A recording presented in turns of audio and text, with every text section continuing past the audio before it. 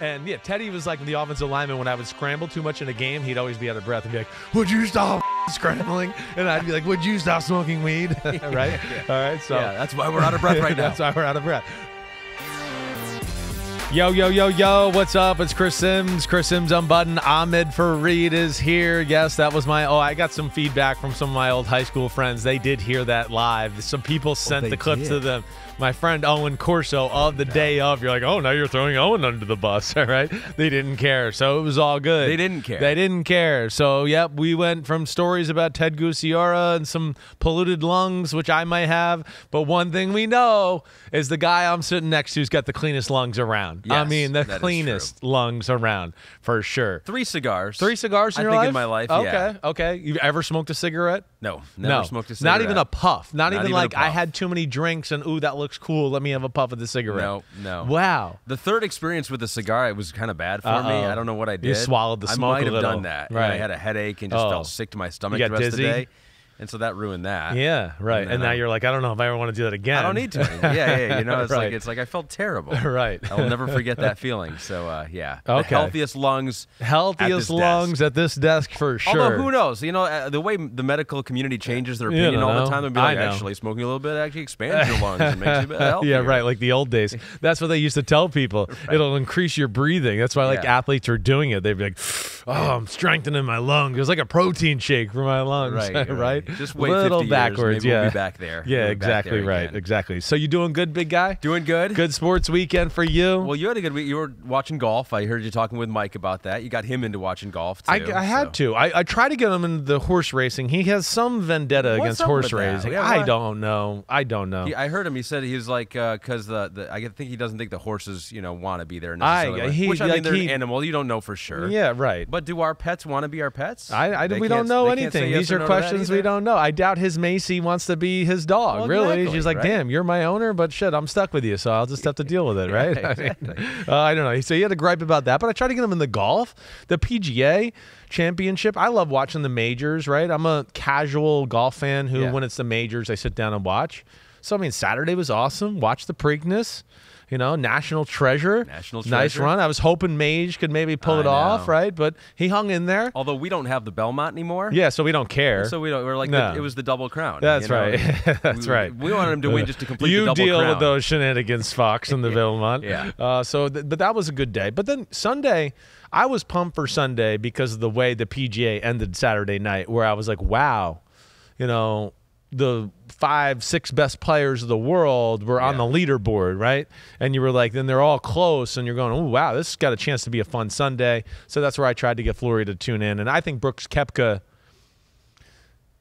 I think he's again, I'm not a golf expert, but I think he's the best golfer I've seen since Tiger Woods. That's what I would say. This generation, yeah, he's a superstar. It's the first guy where I'd go, we have a guy here that could maybe win double-digit majors, right? And I think that's cool, and I'm enjoying watching his greatness. And I love his personality, too. Right. He just doesn't care. Doesn't care. Total robot, right? Yeah. Only about the majors. But not a golf nerd No, either. not a golf nerd. Robot, but not a golf nerd. No, exactly right. A robot in the sense that, it just seems like he's a robot on Sunday in a big tournament where it's just he's unflappable, and nothing you can do. And everybody's kind of scared of him. And it's like he's kind of got that Tiger effect, like, oh, he's lurking. Yeah. He's lurking. And you even heard John Rahm. He's like, he's a shark in the water in these kind of days. Yeah, he's got some cachet about him. He does. He definitely has that about him, and I think that's cool to see. So that was fun. The basketball, it was a good sports weekend. Yeah. I'm getting to know all the sports again now because I don't have to worry about watching film and watching drafts. So now I'm like, hey, this is on, that's on. And my wife, I don't think, can stand it, but she's got to deal with it. You're almost getting your summer back. So before we get to our continuation of your top quarterbacks, let me just share a couple of things from my weekend at the Preakness. Yeah, I want to. So they had me do a bunch of different things. Yeah, I saw some of them. The Cavender twins, who are the social media sensations. Right. They were there at the Preakness. Yeah. I interviewed them. Yeah, kind of big deal. And they also put me in a hat, and they made me do a magic segment for the Preakness. I did not see this. I saw this on text, but I did not get to see this live. So if you're watching on Peacock or YouTube right now, you're just getting a sneak peek of just the visual of what they made me do. And That was actually pretty cool. It was like we drove like 30 minutes downtown Baltimore, and there was like this magic shop. And right. Because one of the horses, three of the horses were sired by good magic, and so there's always a theme here. And they go, Ahmed, you want to go and you want to do this magic thing? It's going to be about a minute, and we're going to put you in a top hat, and we're going to make you hold one of those magic wands. And I go, of course, you know me. I mean, it looks like you. I mean, that's what you should be. You should probably dress around like that all the time. I know. Like, actually, it's an upgrade in your style. Distinguished guy. That's who you are. Distinguished gentleman. Yeah. See, look at that. I'm like getting into it. I'm like, I have a crystal ball here. It's just like, look at that. Funny story about that crystal ball too. Damn, there was like a dead snake in that crystal ball. Was it really? Yeah, it was. Wow. It was I like freaky, you actually. going all, what the hell? And then there it is, Harry Potter. Oh, look at Harry. There's the top hat and everything, and then they go, "Can you disappear?" I was like, "Of course I can disappear." I just went under the table. I'm sad I missed that on Saturday. So yeah, that was that, and then we had baseball on Sunday. Yeah. We had your Yankees. My Yankees. And I'm mad at you, though. Why? Well, because you're a Yankee fan, and so you're associated with the team. Yeah. They didn't play Aaron Judge in the game. I know. I saw that yesterday. I thought about you when I was kind of looking at the lineup and going through the day because I didn't watch the Yankees game, but I was going, damn, Judge didn't play. Yeah. Damn, we got screwed at Peacock. That's what I did think. So I was angry. Right. And because I was a little angry, right. I took it out on Yankee fans before the game that were there in replica jerseys. Okay. And so we know where you live. You better watch it. Kristen, I think we have the soundbite of that. All right, we got to take a break before we go, though. Let's take a look around at the crowd today. The retro jerseys we've seen all weekend long. Dion is in the house. Neon Dion, yes. I'm from Atlanta, and I always view him as an Atlanta Brave. But, hey, Neon Dion was here and doing his thing, hitting liners to back up the middle. I was a big Rex Specs guy in high school, so Chris Sabo was like an idol of mine. I'm sure you didn't get picked on at all when you were in high school. I was resilient. Here we have Bernie Williams and Mickey Mantle. So you got the name on the back with Bernie. That's a no-no. You don't need a name with it. We know who number 51 is, and we know who number 7 is, too. So there we were just saying you can't do that. You can't, like the authentic, experience of a Yankee. There's never been names on the back of the jersey. Someone tweeted me, Lenny. He goes, did Ahmed and whoever the other guy is, and so that was Gordon Beckham, who was like an actual guy who played Major League Baseball. The other guy, whoever it is, really just shamed someone for having a name on their jersey. Not everyone can afford authentic jerseys. Wow, Peacock is absolutely trash. Wow. So Lenny, I feel like Lenny came kind of hard. Lenny, there chill the out, Lenny. Like, what are you talking about? First off, part of your crew. There's plenty, of replica jerseys without a name on it. Yeah, that are cheap. That was my point. Exactly, your point's good. I'm here for you. Thank you. Sometimes just because I'm a Yankee fan doesn't mean they're all smart. Okay, Lenny's an idiot. Lenny, you're also jerky there a little bit. Okay, sorry. Yes, all right. He was just having fun, relax. I mean, you don't have to go trash on Peacock, okay, Lenny? Right. You're a little too don't bring the company down and seem like you're angry about everything. Yeah, you bring Peacock down. Now you're treading on Chris's territory. Yeah, here, that's right. You don't mess with me. And then I mean, Ahmed's right. I mean, we don't have names on the back of our jersey. Yeah, all right. That's what we do. Old man wearing Bernie Williams jersey should know that. Of all people, the old timer should know. Exactly. You know what I've heard too is though why they put the names on there sometimes, these apparel companies, to force you to buy another one when it's another player. When you realize, right? So it's like some of the retired ones, of course, we'll never see those again. Right. But some of the other ones, it's like, okay. I feel like so many people do it like where they don't even realize it until after they get it too. Where they're like, oh, wait, yeah, you're right. Yankees jerseys don't have, especially the ones that are jumping on the bandwagon. Or you get a parent, a mom or a dad who doesn't really pay attention and they do it. And you're like, you kind of got the wrong and then one. they know that you got to come back and get the other one. They're like, oh, yeah, we'll sell you that one with a name on the back. And then once Ahmed Fareed and that other guy make funny on Peacock, you'll be coming back here. That's right. You'll be buying a new jersey. All right, so there we go. That was Yanks all the fun won, stuff. Most importantly. Yanks won. That's right. I wanted it to be close at the end, so the Judge would pinch hit. That didn't even happen. But you're right. Yanks, they're playing good. They're playing lately. good baseball right now. We got to go in the right direction. It seems like. You know what? What else though? What else? You know what we got going in the right direction? What is that? What a segue. It might be your worst segue ever. You know what else, though? What is it? What else, though? We're going in the right direction towards number 1 in your top 40 quarterback countdown list. We're back on track. Look at this. We're back. We're back, baby. So you and Connor, we left off with, who was the last one we did? It was Jordan Love. 31. Baby Don't Hurt Me. Had his own tier. Right. He had like his one tier. It was his own tier. He's his own man this Baby year. Don't Hurt Me. Baby Don't Hurt Me. I mean, and that was like, I think I've told you this story, actually. I didn't even get to say this the other day when it kind of came on. But Baby Don't Hurt Me, right? You used to remember that skit on Saturday Night Live Where they would go like this. With Chris their heads. Kattan would Yes, do this, yeah. right? So when I was first like late NFL or late college, early NFL career, and like when I would come home, I'd hang out. You know, I'm from Jersey. I'd go into the city with some friends, and of course now I'm getting to the age where I got some friends who are cool and in the scene of New York City a little bit, Yeah. right? So I used to go, and I would end up with Chris Kattan a lot, who was on Saturday Night Live and one of the people that was bobbing his head to that Right. music on the skit, right? Yep. And he was a great dude, right? I didn't really know him that well, but he knew a friend of mine, so he was always around. And like, you know, you always think about back those moments of your life where you go, man, I wish I could have had that back. That was pretty cheesy of me, or that was dorky of me, Oh, like, right? no. Right? And like, I think the first 2 times I saw him, I was literally like, hey, and I like did the dance, like we're in a yeah, club. right. And you're like, I think about it now, and I literally want to like shrug and like just like go, oh my gosh, Become I as can't, small as I can't possible. believe I did that. What a loser I am. Well, how did he react to it when you did that? I think like the first time he gave me like a nice giggle to act like it was funny. Yeah. And then the second time he was like, okay, you're a loser now. And that's when you realize, And I oh, was wait like, a second, wait, that first was time a might have, loser. yeah, that first time might have been That bad was too now. enough. Exactly right. Yeah, it's all Exactly. coming together now. All right, so but we've honored him here. We've We have honored him honored by him. giving him his own tier That's because of right. his song and Jordan Love. So we're moving on. We're into the 30s now. Yes, we are. Out of the 40s and 30 plus. So let's just get right into it. This is a tier. This is a pretty meaty tier here. I'm going to give the name to the tier too because I don't think it gives away who is in it. No. But it's the backup Supremes. And so these are ones who are backups, but maybe backup plus. Or supreme backups. Or supreme backups, you know, however you want to interpret that.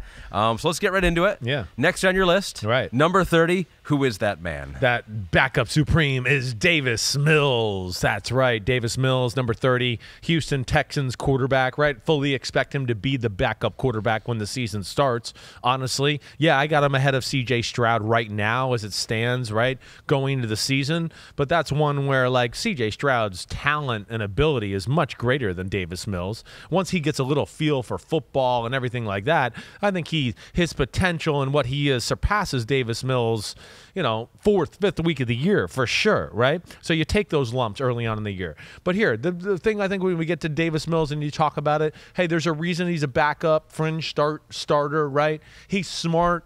He is a good surveyor of the field, knows where to go with the ball. It's one of the things we talked about when he came out of Stanford. He was NFL ready, right? Played in pro-style offenses there, so he understood how to run a pro-style offense in the NFL. He is big, and he plays big. I will say that too. You know, his ability to stand in the pocket, see over the line of scrimmage, throw over the line of scrimmage because he kind of has a high release, all right? That's all pretty damn good, and I give him credit for that. You know, he moves better than you think as far as in the pocket, kind of making people miss, sliding the right way. He's pretty good in that department. As an overall athlete, though, I would say he's less than average for the NFL in 2023, right? You know, yeah, he can move. He can get outside of the pocket to a degree. But compared to some of the guys we're going to talk about today or guys we've talked about before, yeah, he's one of the lesser mobile quarterbacks in football. He's old school that way, right? So I think that's where he's kind of stuck in backup-ville. There's a lot that he does that's good and solid. There's just nothing great. Good decision maker, no doubt. Good arm, not a great arm, right? Pretty quick release, but not a very quick release. I mean, not a quick release, just a solid release. It's a little too elongated for me, you know. And that's where I think that's why he will be a backup, and I think that for a while because I think hair below average arm strength, you know, hair below average in variety of releases, right? We talked about below average athlete, below average quickness in his release, right? I think all of that, and then with that. And then not a real aggressive decision maker, likes to check down too much, in my opinion. That's one of the last things I wrote. It's too much. It's always looking for that.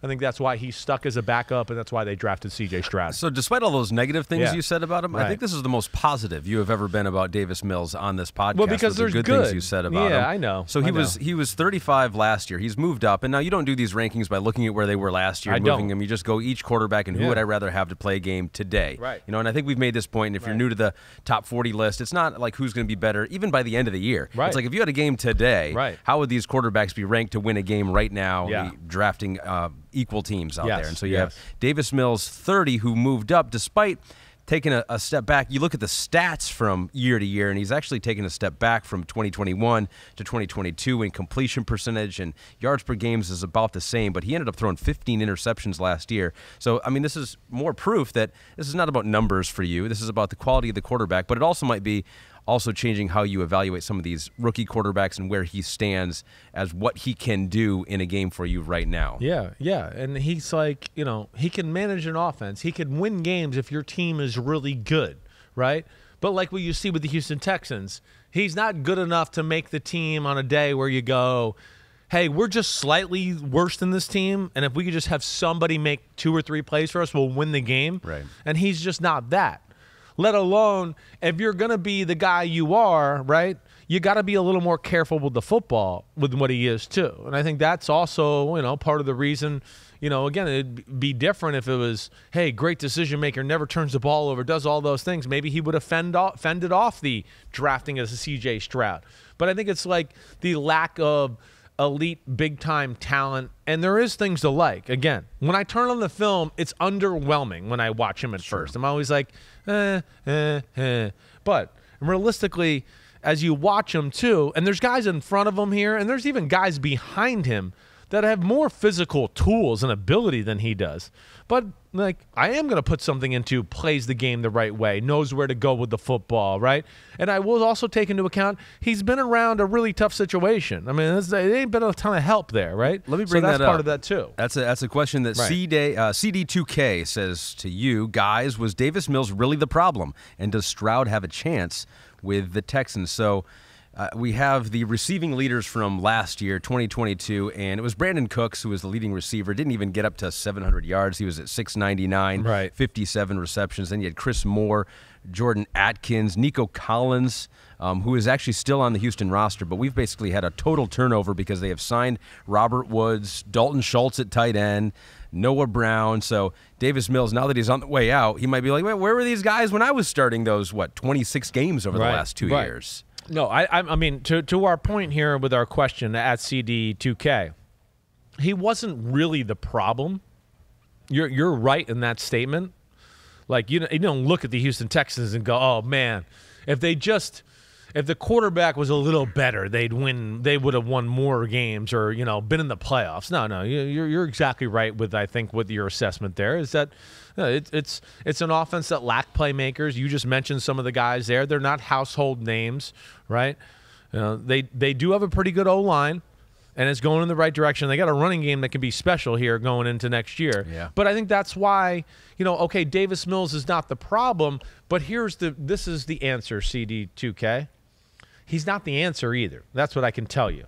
And where I would be, again, I think a more talented quarterback or something like that. Again, not that I say that ends up being Texans in the playoffs, but I think a more talented quarterback. Yeah, some of these games that the Texans lost that were really close, I don't think you would have lost with some other guys and a bigger arm and potentially what C.J. Stroud could be this year, right? And I think that's what they're looking at too. They're going, wait, we were competitive and really close in a lot of games. We just need a quarterback to make just 2-3 plays for us at the end of a game to kind of get us to win that football game, and they haven't had that. You look at their schedule; they had a lot of games like that towards the end of the season. I think that's ultimately led them getting the quarterback. Well, maybe they liked that though too, because they were a team that was gunning for that number 1 pick, and because they didn't get it, Lovie Smith no longer has a job. So people are going to look at your rankings, and they're going to say, all right, Davis Mills is 30. Yeah, but you said it. I'm doing C.J. it right Stroud now. is 37. Right. But does that mean right now, week 1 will be basically right now for this season? Well, okay. Week 1 Who would right you start? now. Week 1 right now. Yes, Davis Mills is going to be better. Davis Mills can run the offense more perfectly. Sure, there's probably be more plays available to him in the playbook, right? So all of that. But that doesn't mean you start him. I wouldn't. You start C.J. Stroud. You work and you take your lumps and you start to formulate things around him and his talents as you get a feel for him. And then you hope by week 5 or 6, you go, wait, okay, maybe he doesn't know all the playbook like Davis Mills, but we can manage a game plan that's better than anything we can do with Davis Mills because of his physical ability, right? That's where I'm into it. And again, that's where C.J. Stroud, it might not be quite as good a decision maker and all of that. But what C.J. Stroud will do once he starts getting going here is he's going to be able to make some plays where you go, nope, Davis Mills could never make that throw. And this guy can. Ooh, the future's bright. So, yeah, I'm not ready to say C.J. Stroud right now, or the first week of training camp or the first 2 or 3 weeks of training camp is going to be as good as Davis Mills. So that's why I got Davis Mills where he is. And I'm going to give Davis Mills some respect for what he's done the last few years. Sure. It's been good. Again, it's just not great. But this is definitely one of the higher-end backups in all of football. And when he's out of Houston next year, somebody will approach him that way, and he'll be paid like one of the higher-end backups in football. I mean, who knows? I mean, it could be this year, too. Case Keenum was signed as a backup there in Houston. So right, that's right. I don't know if I they'll know keep what's going to go on there. Yeah. 3 of those guys. Yeah, So who sure. knows? Who knows? Right. But, yeah, maybe one of the higher-level backups out there, which is what the tier is. It's backup Supremes, and so that is 30. We go Davis Mills, to your point. One more thing. One more thing, though. Be interesting there with the Case Keenum thing and all that to where, if there was an injury in training camp, somebody lost their backup and they were a good team. Yeah. Or, maybe somebody does have a starter that goes down and they go, man, we're kind of good. We like a guy that can, play right now and help us. That's where Davis Mills could end up being trade bait when this is all said and done. So we'll see where it goes.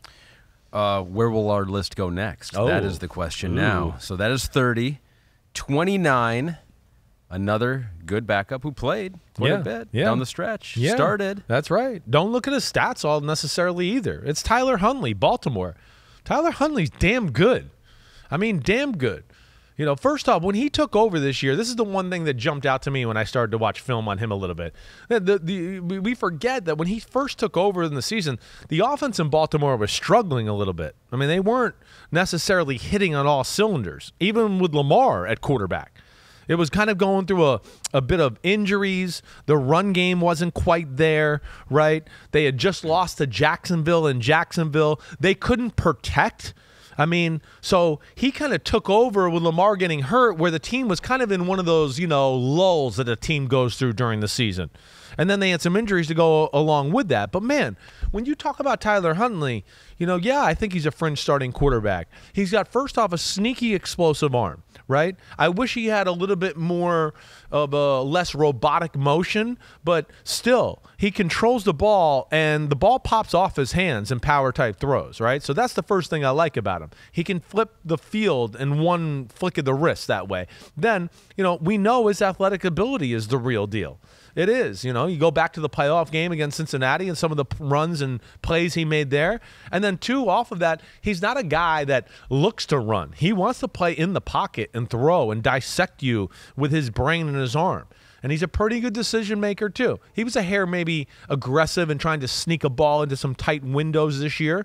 Here's the other thing, too. They didn't even take advantage, I think, of some of his running. They were scared because if he got hurt, so they didn't call a lot of design runs for him because I think they were like, wait, if he gets hurt, we don't have Lamar. We're going to have Anthony Brown, who's barely played, and we think we're a damn good team. So they didn't even use that really a whole lot down the stretch of the year. But that's where I like him. He does know how to run the offense. He's a very good athlete, like I said. He's a runner who doesn't look to run first. He wants to throw. And then he is like he is a quicker or what do I want to say?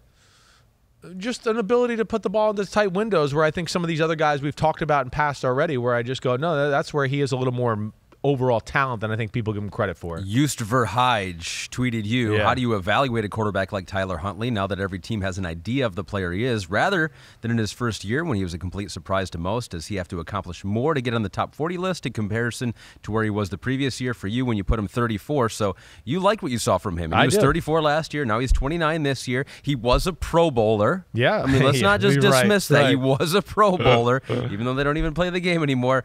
6 games for him last year. About 65% completion percentage. The passing yards per game was down, but functioning in that offense is the main thing. It's not about a numbers game with Tyler Huntley. It's not a numbers. It's about, do you win in their system the way they want to play? Right. No, and I think, again, like I said, there was injuries at the running back position. They were injured at the line position when he took over.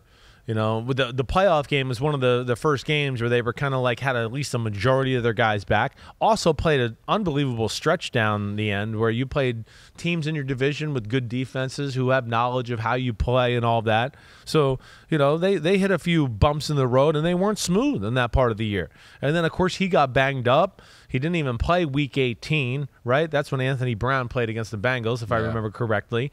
So, yeah, it wasn't like the perfect year from stats and doing all that. But that's where, again, I hope that's why I do what I do. I'm sitting here to pierce through it to tell you, okay, yeah, I know Davis Mills was the starter longer, and he did his numbers look better. You know, but I just go, well, I'm a believer here. And then if you flip those situations, of course, I think Tyler Huntley could have done better than what Davis Mills did for the Houston Texans. I like Tyler Huntley. Yeah. You know, I think he's just, like I said, I wish he would be less robotic in his throwing motion. He does need some different releases. Okay. And then maybe don't stare down receivers quite to the extent. I think that's what got him in trouble a little bit last year, where he trusted the offense, he trusted his arm, and he just went, ooh, I see him, he's my first read, I'm going to throw it in there. And he stared down some guys, and I think that led to some of the turnovers he had this year as well. So a question posed by your friend, Mike Florio, right, a couple weeks ago, yeah, or it was maybe a month ago at this point. He goes, with the Ravens having only a right of first refusal and no compensation if another team had signed Huntley, why didn't anyone pursue him? He's making $2.6 million in 2023. It's a bargain. It's better than a bargain. It's a steal.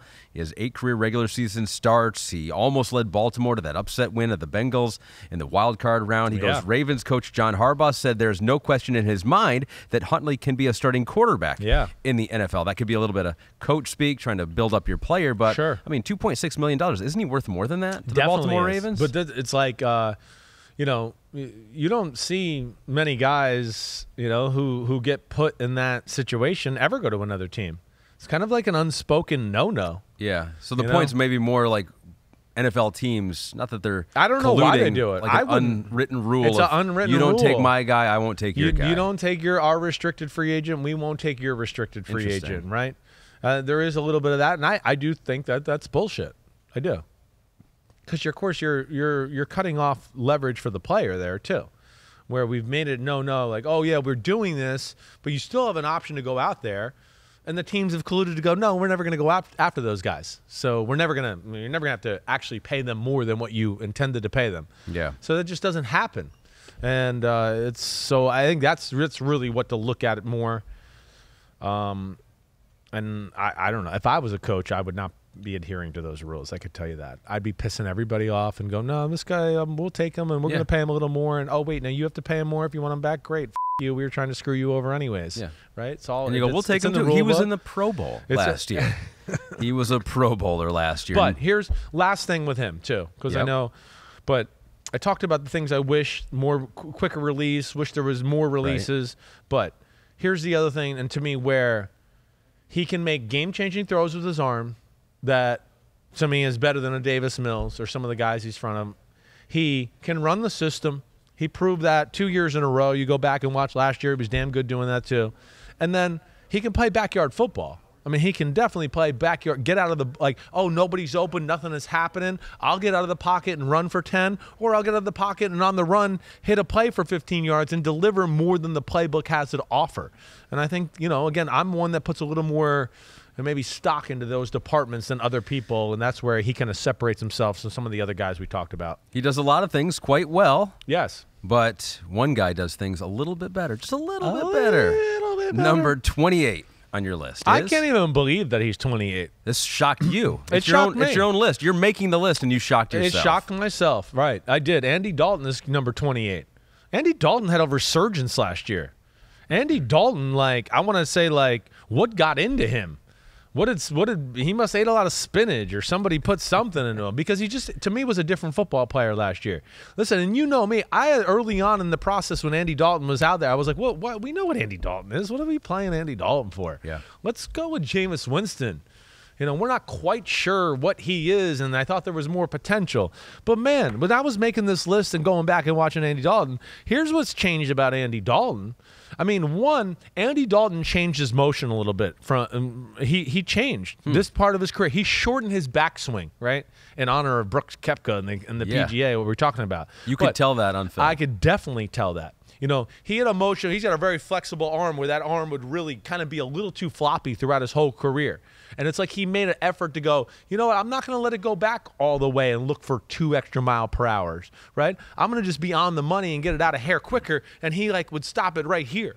And to me, it led to not only quicker release, but he rarely missed the target throughout the year.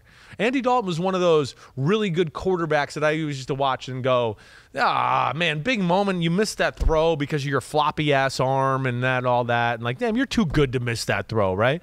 There was this year, when you started to dissect it, I started to go, damn, Andy Dalton, ball out of his hand, quick decision. And not just quick decision to keep the quarterback rating up and the completion percentage up. He was aggressive this year.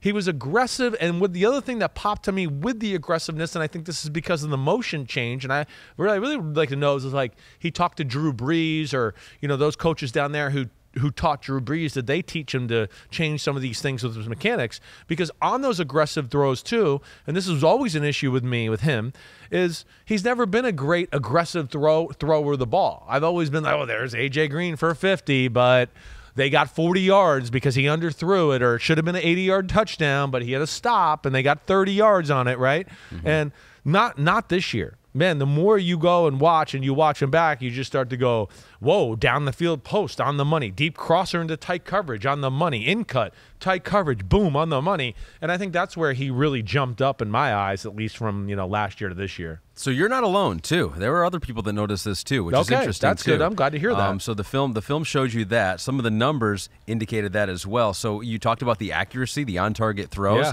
Sport Radar kind of tracks all the throws. And right. It's subjective, of course, but Sure. they try to say, was this an on-target throw? Was this off-target, bad throw, good throw?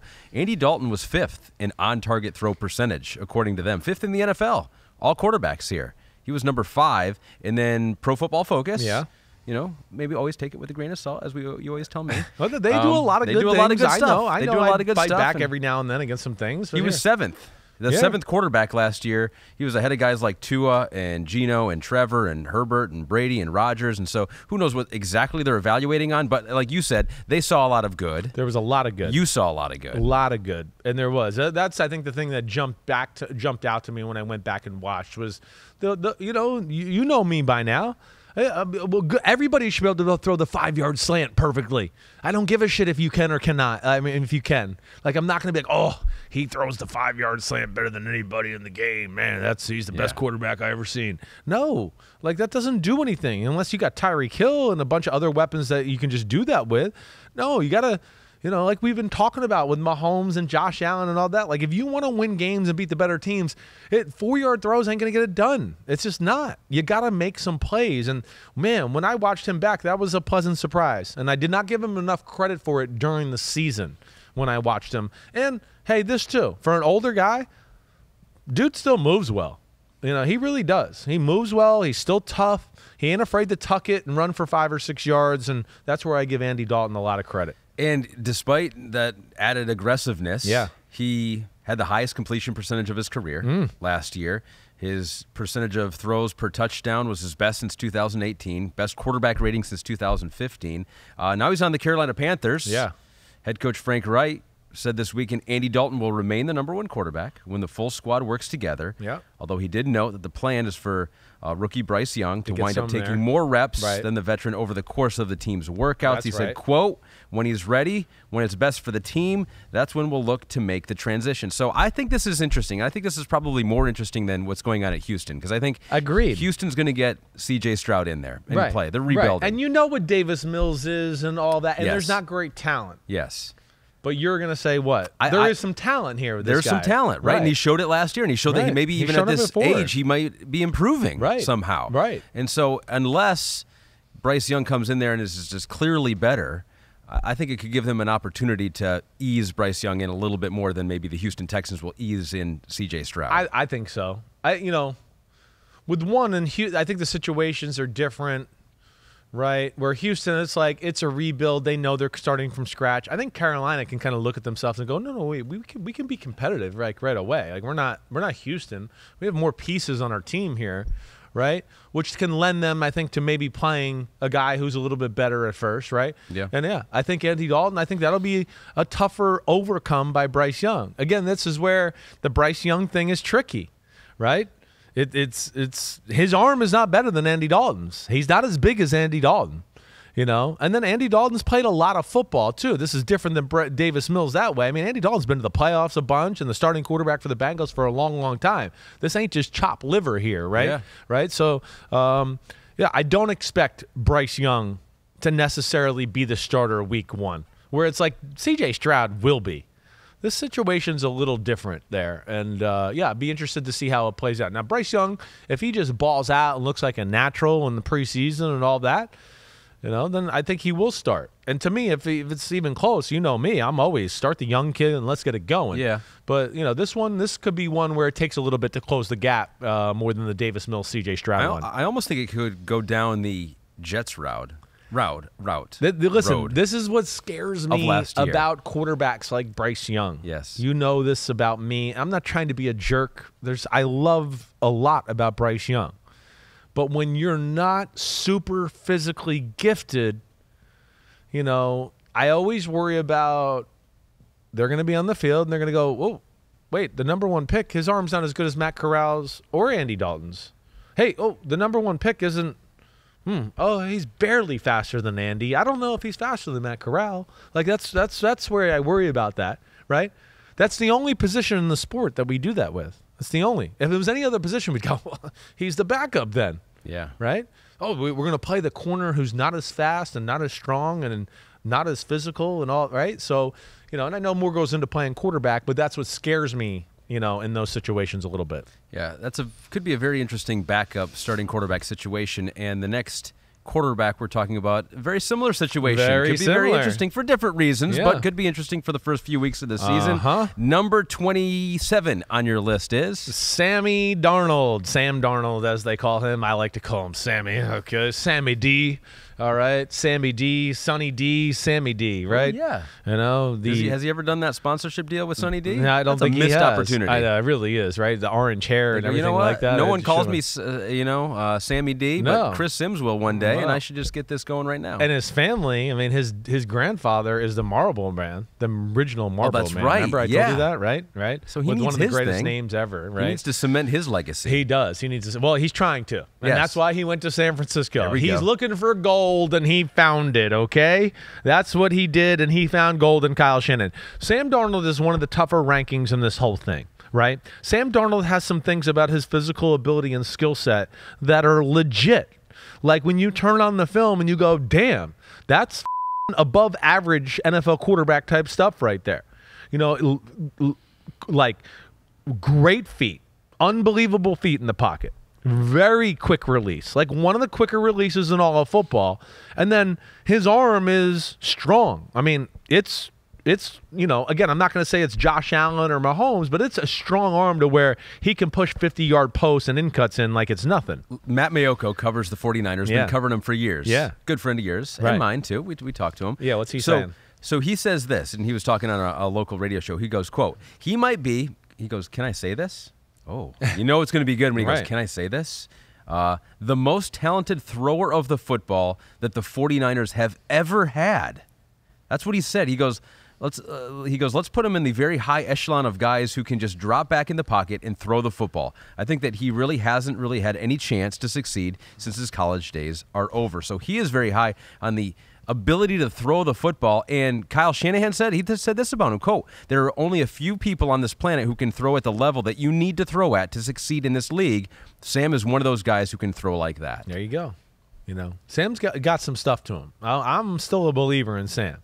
And you go back and watch, the end of the year and what he did with Carolina, you see a lot of stuff where you go, that's NFL starting quality throw, decision, play, whatever. I mean, but Matty might be going a little too far. Best thrower of the football ever for the 49ers. Right. Like I'm not going to put him in front of, Joe and Steve. That's for sure, right?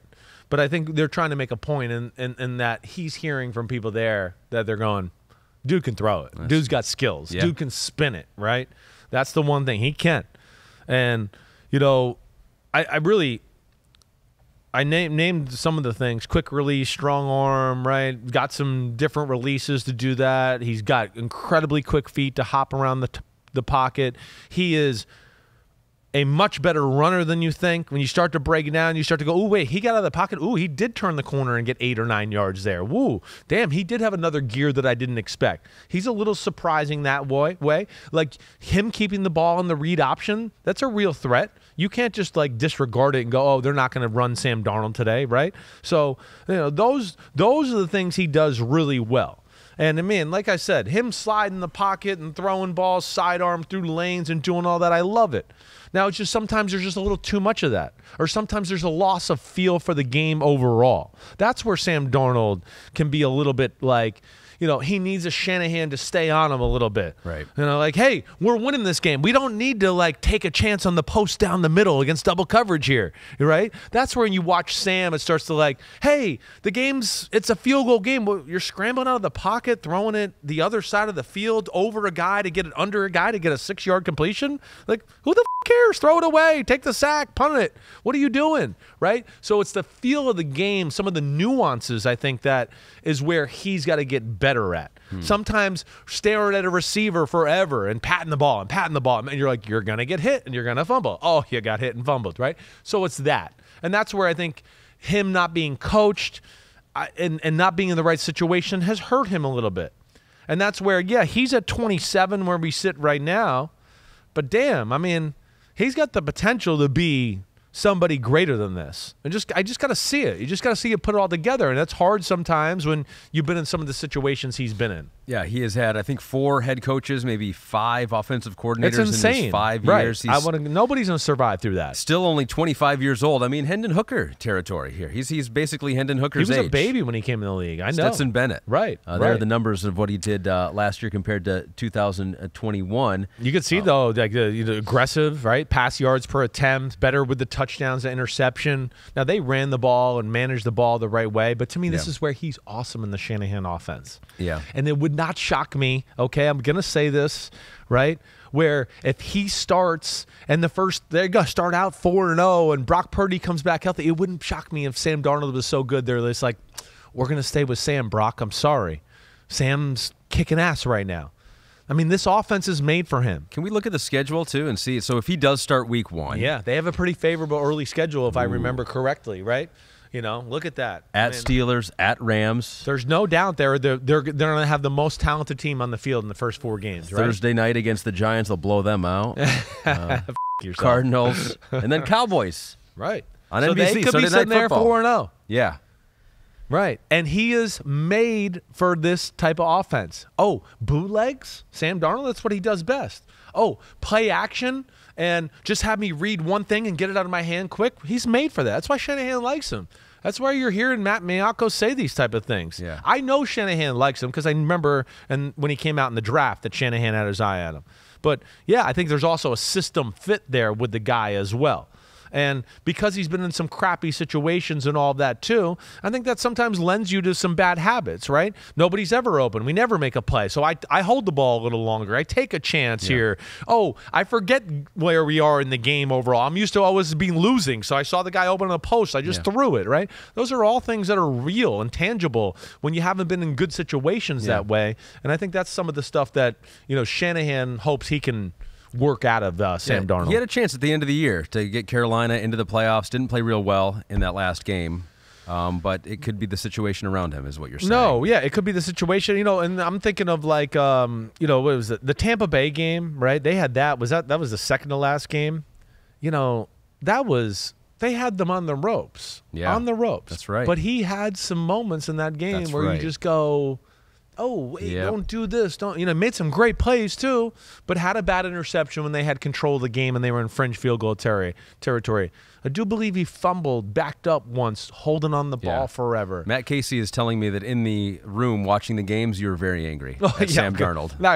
I was, because Carolina's been one of my teams. I've said watch out, and I was sick of Brady and the Bucs. So I was like, please, I don't want to have to like talk about them on playoff weekend, and then the weekend after, and then the weekend after. Not Bucky Cox says, why doesn't every quarterback looking for a rebound spot want to play in San Francisco? I assume they all watch the tape and say, I can make all those plays.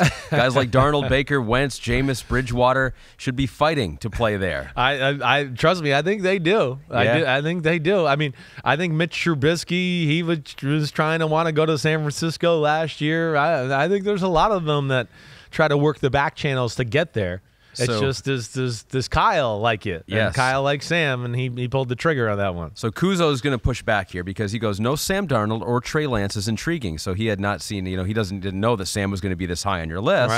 Right. He goes, if they show up soon, it's safe to say you have strong beliefs in the Shanahan system, but would you honestly take those quarterbacks if they were starting for other teams, or are they not on this list altogether? Love the pod, Chris and Ahmed. So you do this team independent, play color independent. Exactly so right. That's the exercise. And so obviously you think that he could show some things that we haven't seen before from Sam Darnold in this offensive system. But Sam Darnold gets in the right spot and shows us and gets on a team where he can really show us all that he has to offer.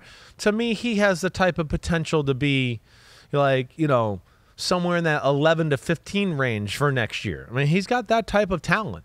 Again, like I said, he can make wow plays. He can make backyard plays. That to me is the problem a little bit. This is finally he's going to get coached how to really play in the pocket. That was my problem with him coming out of USC. I thought it was all backyard plays. My problem with Sam Darnold coming out in my evaluation was he made very few plays and throws within the pocket, where I was like, wait, the 20-yard in cut's open. Go throw it. Throw a laser in there. But he would look to play backyard football because he could find something better that way. He's getting better in that department. It's still something that he can improve on. And, no, Kuzo, I think Sam Darnold's got a lot of potential, and it wouldn't shock me if things were a little slow to progress with Purdy if he was your starting quarterback for more than you would think this year. Speaking of that, what a coincidence. We close that tier of backup Supremes, and we open up a new tier of Sophomore Supremes. So these guys that are maybe just a step ahead in the sophomore class here, because we did have the Show Me More sophomore class. Right. Now we have the this is tight, man. This is tight. Supremes. Okay. So we have two players in this tier for you. Let's start with number 26. Okay. Well, 26. In Brock we trust. Okay. Brock Purdy, he's pretty good. I know this won't be. Can we keep doing that? Oh, this we're year? going to do it right now. I mean, I know that the 49ers fans are going to think he should be much higher. This is going to be fascinating to me. I know the reaction to this ranking, because you have on the one side you could have some people that are like, all right, are we really moving him up this much? After it was 1 year in the Kyle Shanahan system, and he was the last pick of the draft. And are we just prisoners of the moment, or are there going to be people that are like he should be way higher in this list? I really legitimately don't know. I think we're going to get more of that. You do just from our feel at the end of the year, right? There was a few times where we talked about Brock Purdy, and people were starting to go, "He's already a top 10 NFL quarterback." That's true. And I was like, "What? Yeah." Are you on drugs, or were you on drugs? Right? The injury might be saving you here, because they might say, "Oh, he's got him lower because of the injury." So. Yeah, no, it's not. I'm not. Yeah. I'm not taking that into account. This is a fully healthy Brock Purdy. Exactly right. There's when you watch them, him and Sam Darnold are very similar. Okay, in the way they play, the way they handle, the way they stand in the pocket. Even some of their abilities are very similar, right? But Darnold's physical arm is better than Brock Purdy's, right? To where, like, Darnold has a stronger arm, Darnold has a quicker release. These are things Brock Purdy can get better at, for sure, right? But Brock Purdy, the one thing, I don't know, I kind of forgot or just didn't, maybe, forgot. Damn, is he a good athlete? Way better than we even think. Like if we went back and watched together, it'd go, yeah, watch him escape this. Watch him run here. Whoa, look at this escape to find a completion or a touchdown pass here. Damn, he's a slippery SOB, as I like to say. So that's where he is really good. And then, of course, his arm, even though I said it's not as strong as Sam Darnold's, it's not that less than. He can still make a lot of game-changing type of throws. And to me, where he separates himself a little bit from a Sam Darnold right now, and again, maybe this is, of course, part of the coaching and what he's gotten with Shanahan.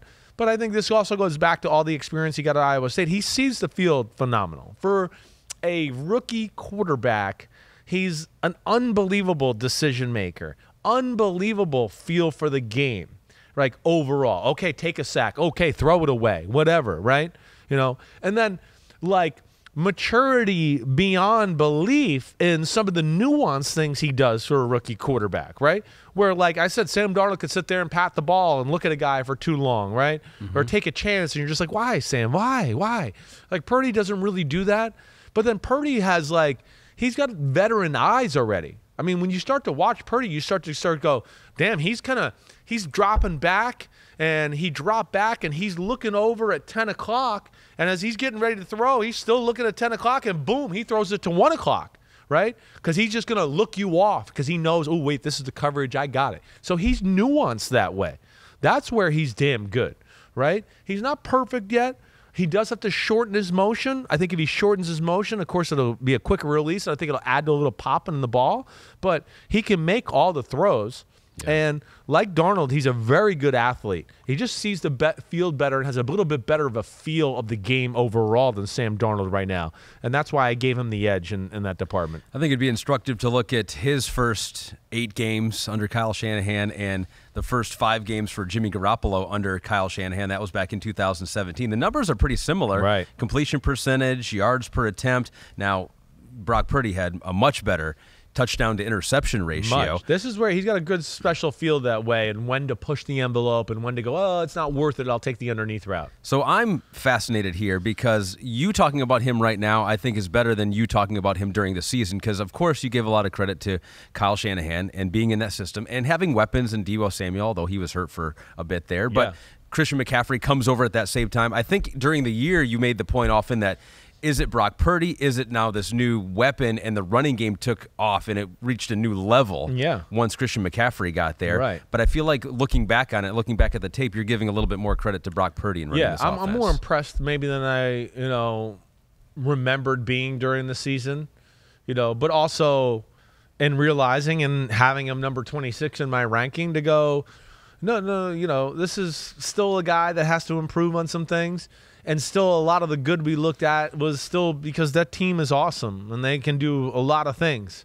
I mean, there's some games you could sit there and look at and go, well, holy shit, he's wide open. Holy shit, that's a screen that went for 60. You didn't do anything, right? Holy shit, he's open again, right? So that's where, again, there's a lot to like. And for a rookie to be thrown in that situation and play the way he did, that's another reason, I have him where he has. He's got, moxie and cool under pressure and all those type of things that show up that a team rallies behind too. And there's a reason they've made him the starter and they're telling him he's the starter if he comes back, because they have a coaching staff and a bunch of players in the locker room who believe in the guy as a leader too.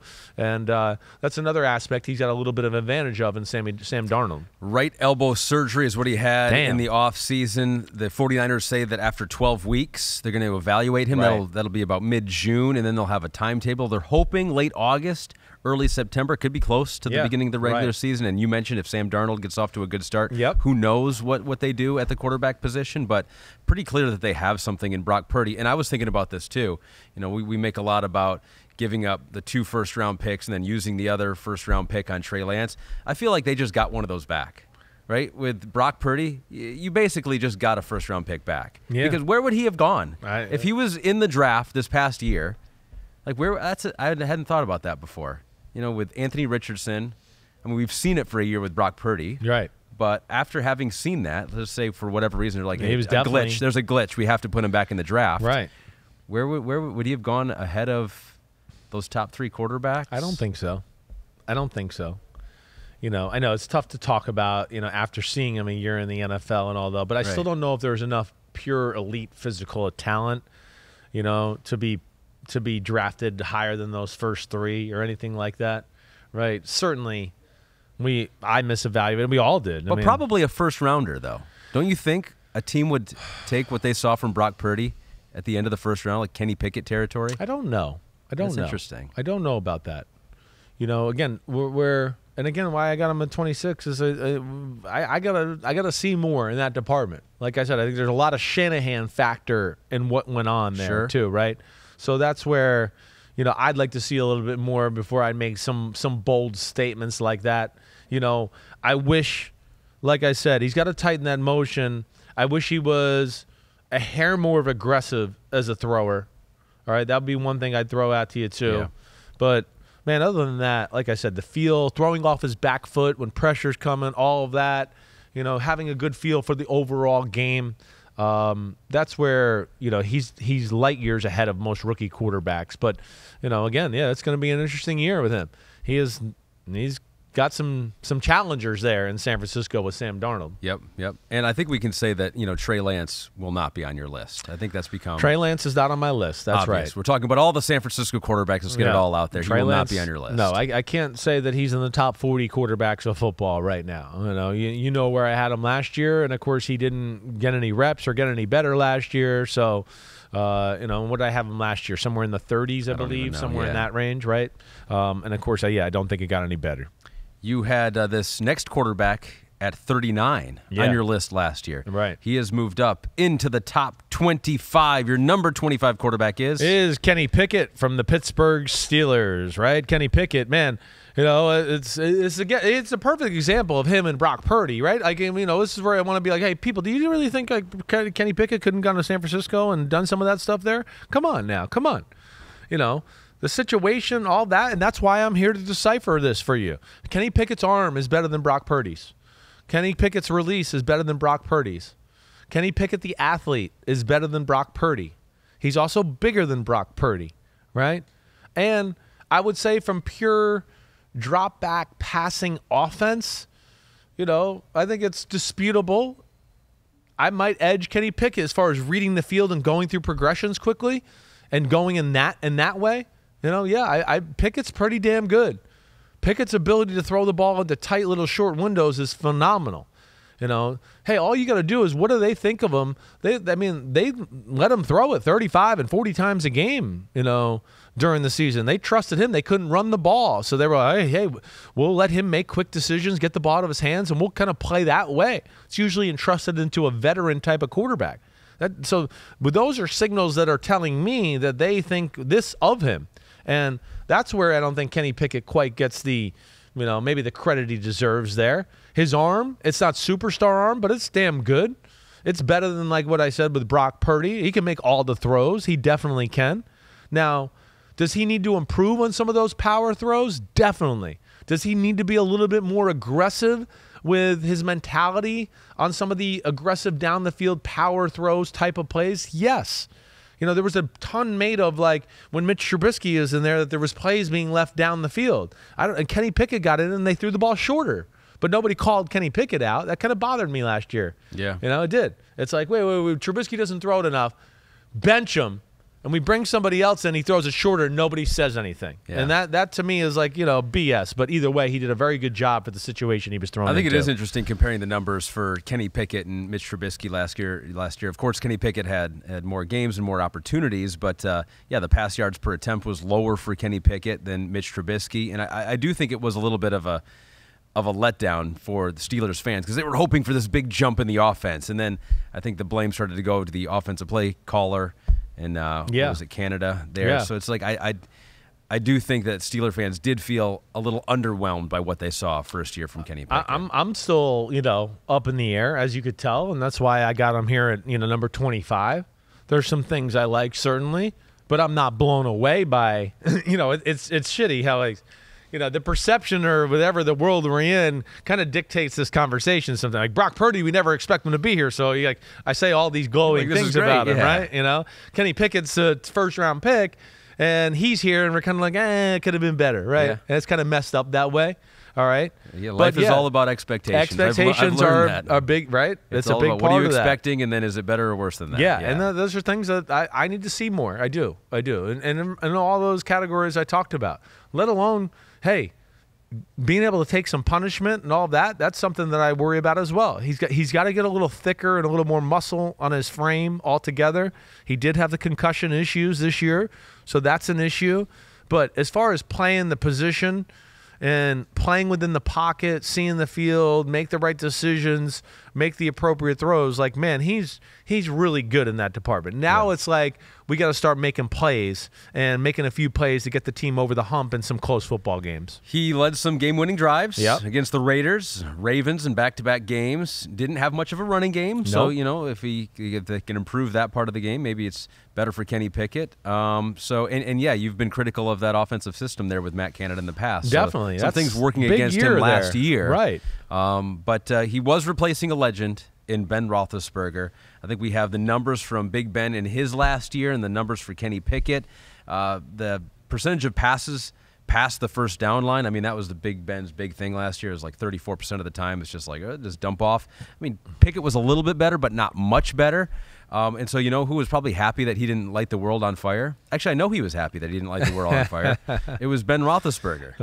Because he said, did you see this on his podcast? He goes, I probably shouldn't say this, but who cares at this point?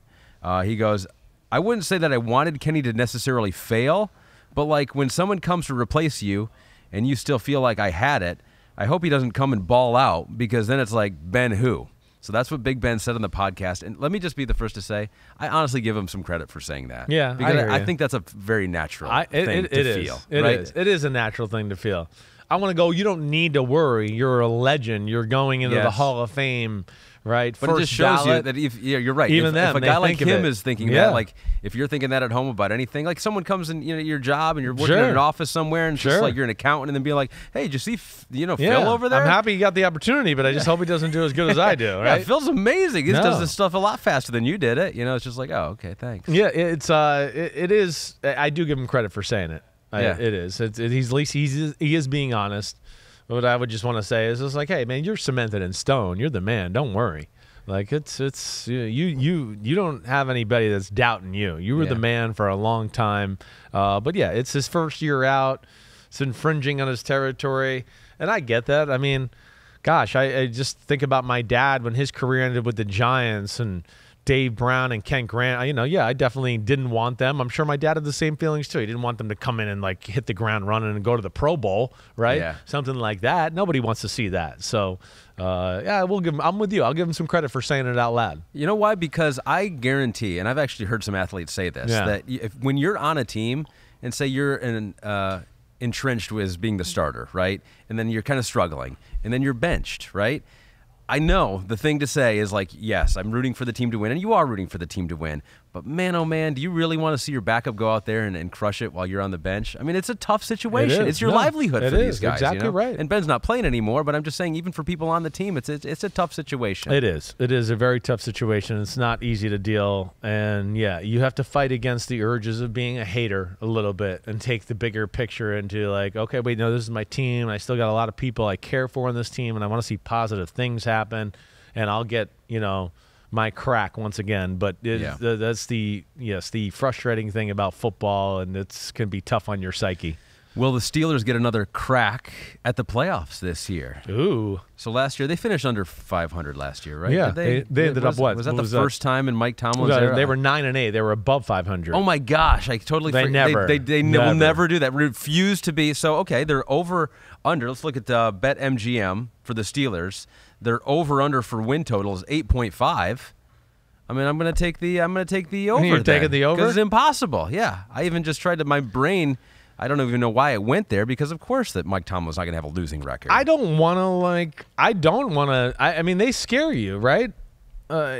First off, I look at them right now, and again, I don't say this by a wide margin or anything like that, but I think their roster is probably the least talented in the division. I think I'd give the Browns the edge over them. Yeah. So that's where I don't know. But then there is a culture and a battle-testedness and a toughness and a fearlessness. I would have probably given the Browns the edge over him last year. Too. You're probably right. You're right. So that's you never count the Steelers out. They know how to play. They love their backs against the wall. But, yeah, if you're going to make me bet right now in the AFC and they're over and under win total, I think I'd probably go slightly under on it. So they are plus 150 to make the playoffs. So not a long shot, but not favored to. Definitely a long shot to win the AFC North at plus 650. Mike Tomlin, Coach of the Year, is plus 3,000. My gosh. I mean, that's a travesty. I mean, let's just give Mike Tomlin, he's never won Coach of the Year award. It's kind of amazing. He's going to win like Coach of the Decade or Coach of the 20 years, and he's never won it for 1 year. I know. I guess second to Bill Belichick, but it's constantly people on him, Mike Tomlin. It seems like, but I feel like it turned the corner maybe a little last year, where everybody. I feel like even some of the haters were like, "All right, wait, hold on, maybe I've been hard, but maybe this damn guy is good. They never die." And hopefully people realize that he's one of the best head coaches in football. And yeah, they're kind of in the midst of a stay relevant rebuild, a relevant rebuild. Yeah. I think we should phrase it that way, right? Where they're in the mix, but I don't think they're really in the mix. They're in the mix because of their culture, their toughness. They're going to play the game the right way. They're going to be physical, not turn the ball over, but not necessarily be like the most talented team in the AFC. And as we have noted here in the rundown, Mike Tomlin has never had a losing record in 16 years as a head coach. That's incredible. Great coach, great organization.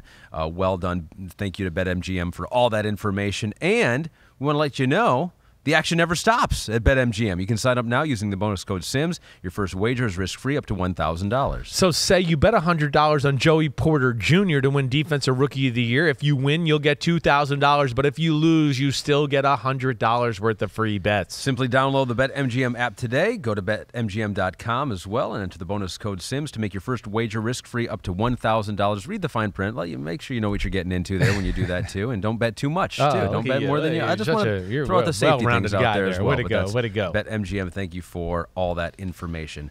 All right, what do we got here? How long have we been going here? About an hour or so? Yeah, probably an hour and 10, somewhere in there. Something along those lines, we'll get into a couple of the Ask Me Anything. Yeah, let's hit a few of them. But we can update the top 40 as we have it right now. So, Kristen, do you have the updated list? There it is with all the tiers. Morgan, have you been making the tiers and putting those all in? Well done, Morgan. So 2 Niners back to back. We're filling up. I mean, there's a lot going on in your top 40 this year. I mean, there's a lot of different colors, names, we stayed away logos, from the color wheel this year.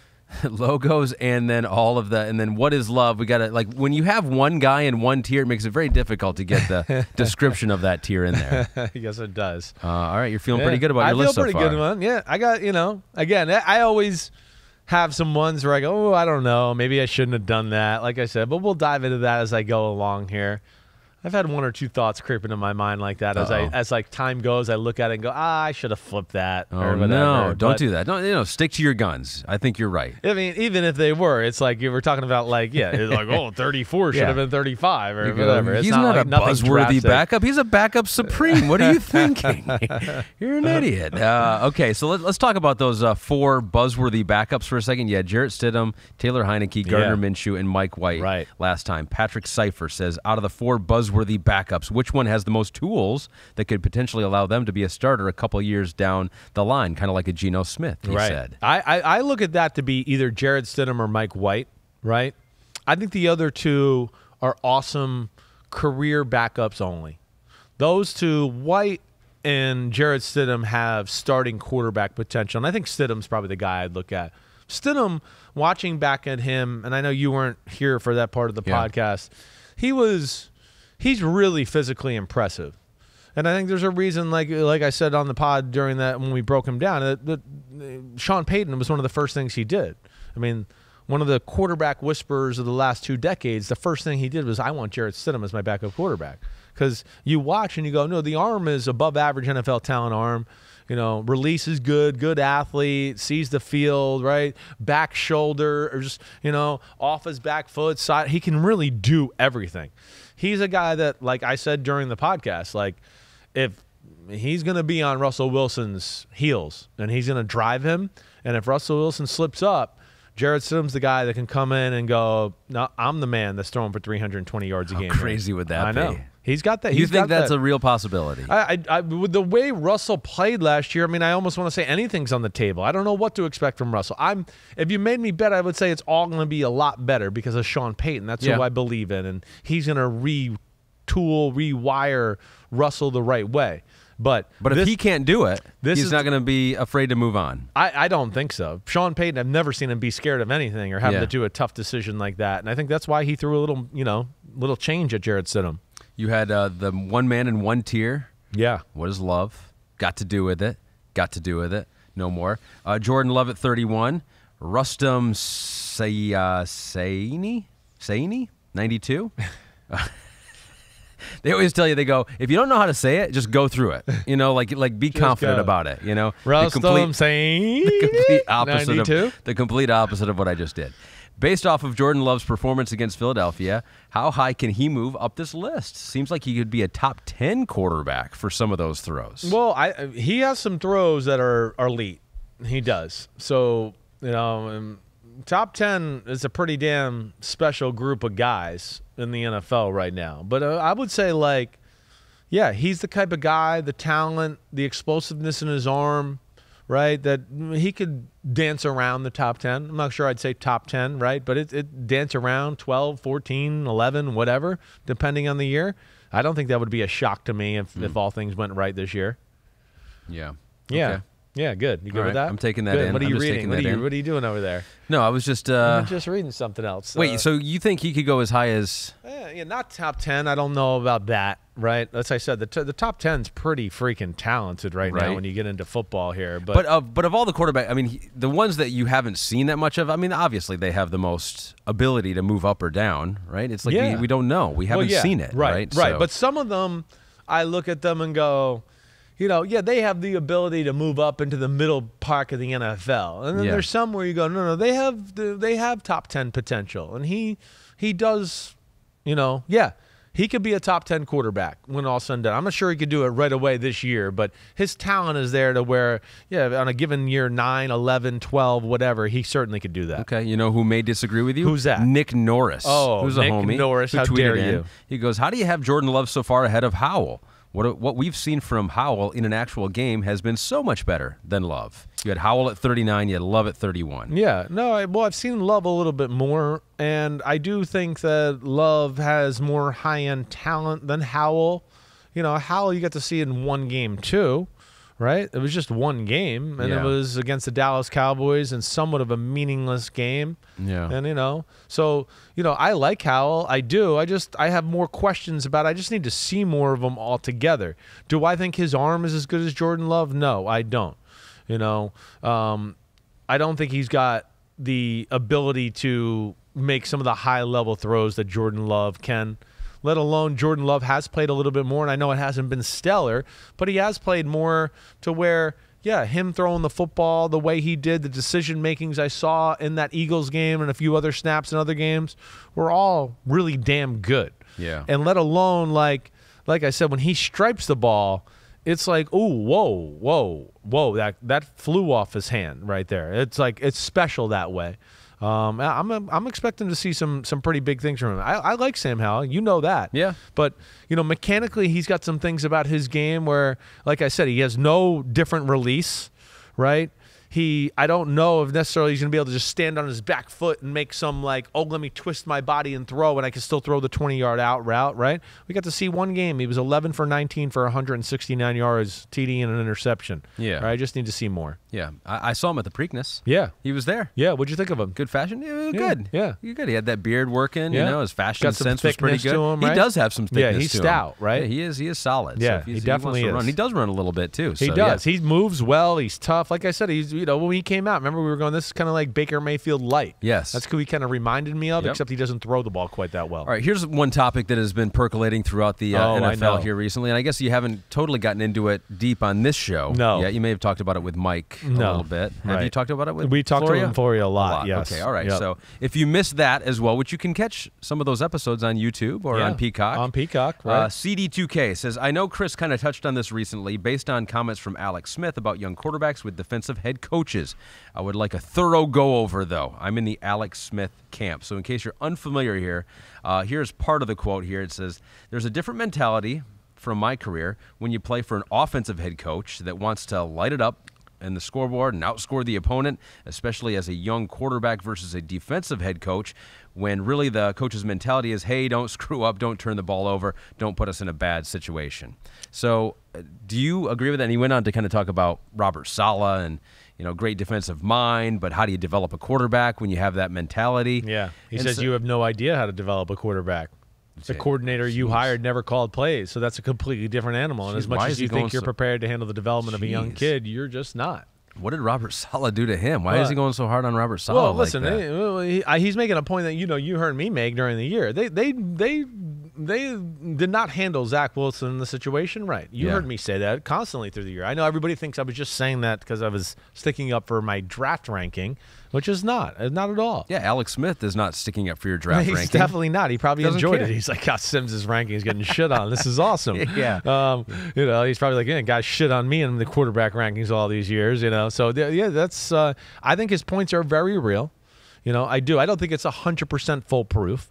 But, yeah, to his point, that's generally how it is.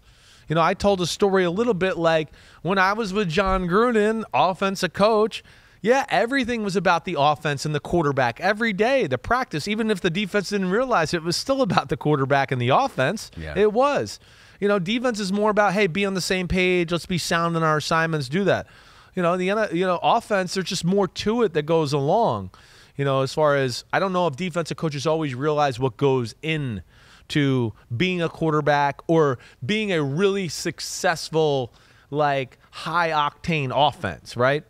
You know, and a lot of them have the mentality of what we just saw right there, where it's just like, hey, let's play defense, let's control the ball, and just don't turn it over. And as long as you do that, we'll win the game. Right? But as we know, it's too hard. I mean, every now and then we see a defense that can come along and we could play that way and win a Super Bowl or whatever else, but it's rare. You know, I don't think it's, you know, and I'm going a little off path here, but just, you know, last time I checked, you know, I think it was 10 out of the top 11 offenses in football were all in the playoffs. You can't say that about the defense, right? You know, where they say defense wins championships, I'm going to go, I'm not so sure that's the case anymore. Because out of the top 11 offenses in football, 10 of them were in the playoffs, and the only one wasn't was your Lions. They should have been in the playoffs. Who should have been in the playoffs and had an awesome offense and were on the fringe of it, right? You go to the defensive side of the ball, and I'll get back to the main topic here in a second. Yeah, it's not that way where the top defenses were definitely in the playoffs. In fact, when you look at it, you go, oh, actually more of the top defenses were not in the playoffs than in it. And we got the Niners and the Eagles at the top. Commanders, number 3, not in the playoffs. Jets, number 4, not in the playoffs. Saints, number 5, not in the playoffs. Bills in the playoffs at 6. Broncos, not in the playoffs. Patriots, not in the playoffs. Ravens were in at number 9, right? So that just gives you a little bit more context there of the situation. So going back to the point, when you become a GM of a NFL team, you will be hiring an offensive head coach. Well, I mean, right now I feel like, yeah, I probably would. So here's back to the point. Yes, offensive coaches typically know how to develop a quarterback better. They're all about offense and, hey, this is what I do and this is how I want to quarterback my offense. And then they teach the quarterback exactly what the head coach wants in the offense, right? So he's got that advantage of growing. He's in the room with the head coach every day, right? Sometimes you get with the defensive head coach and they just go, wait, I just want an offensive coordinator who I know is going to teach us fundamentals and we're going to run and be physical, right? And you go, okay, yeah, well, we're running and being physical, but, I mean, I'm running a first-grade pass offense while we're doing it, right? So, and then there's no development. And I think that's what we could even get into Russell Wilson a little bit. That's what he went through early in his career. But, like, back to what my main point with John Gruden, too. John Gruden, offense, we ran 1,000 different plays. Derek Brooks used to be like, oh, you guys are scripting for success over there, right? Gruden would make sure the defense was in Tampa 2, and then we'd call a play that would be horrible for Tampa 2, and we'd screw it over. Yeah. But he'd be like, well, you got to be ready for that. Teams are going to do that play when they see you're in Tampa 2, right? So you need to learn how to defend it. Yeah. So that's also the beauty of the offensive coach is he pushes the defensive buttons that way, right? Sure. Defensive coach, Jeff Fisher, that group, right? I was with them after Gruden. It was that way. It was basic on offense. And let's not screw it up. And let's just run the ball. And my defense is awesome. And practice was more about the defense than it was. The offense was just like, oh, yeah, good job, guys. You didn't have any mess-ups today? Good job. All right, defensive period, let's go, right? I mean, it's what it was. It was a total different mentality that way, and that's where the development of the quarterback can be hindered. You better have a special OC, right? Yeah, that's interesting. You know, Bill Belichick's a defensive head coach. It worked out well for Tom Brady, right? But he had guys on the offensive staff and Charlie Weiss and Josh McDaniels where you can go, they're like head coaches, basically. Yeah. I can let them really retool this guy, Bill Parcells, he's a defensive coach. Not that my dad was, lighting up the scoreboard and 50,000 yards passing and all that, but damn, when he retired, he was like top 15 in everything in the history of football. And again, they had guys at Bill Parcells, his defense, him and Belichick, blah, blah, blah, but they had a guy they trusted on the offensive side of the ball. You need that. But, yeah, that's not always easy. Right. George Seifert took over with Bill Walsh.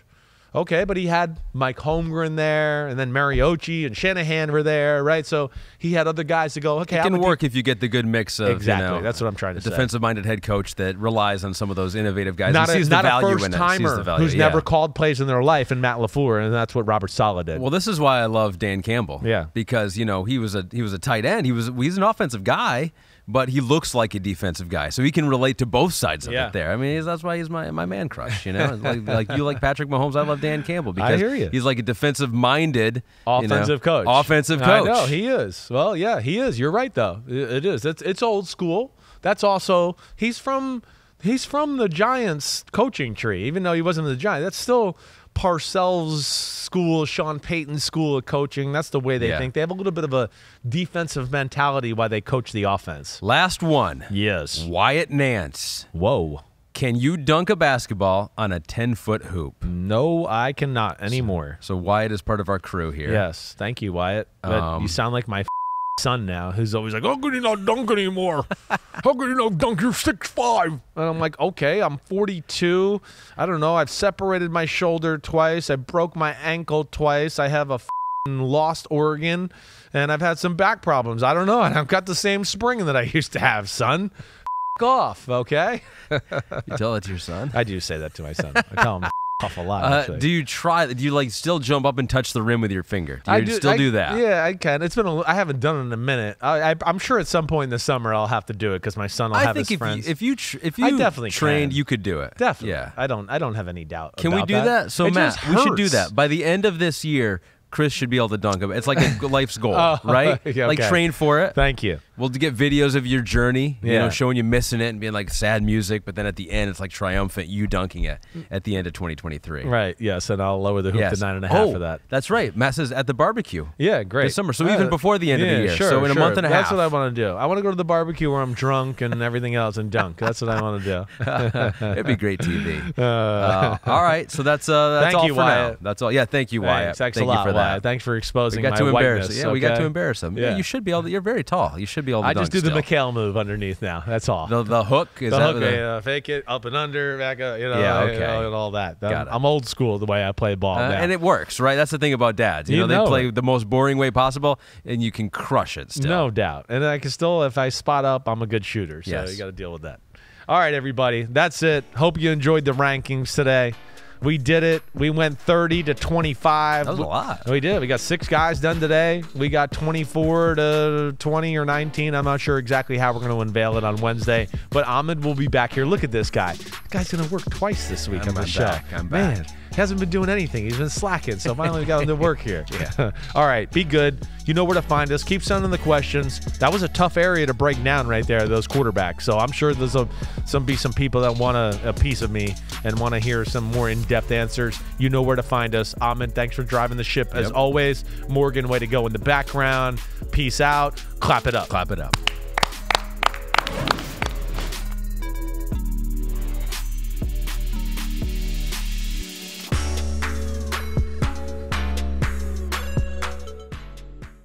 Yo, thanks for watching, homies. It's the off season, but you know there's no off season for us here at Unbuttoned. Me, Ahmed Fareed, we're going to hit all the stories. So hit subscribe for us, okay? We got a ton coming up. My draft prospect rankings, my Sims top 40 quarterback countdown, and videos of me and NFL QBs playing catch and talking about their development and mechanics. Again, thanks for watching. Remember to subscribe. Peace out, homies. See you soon.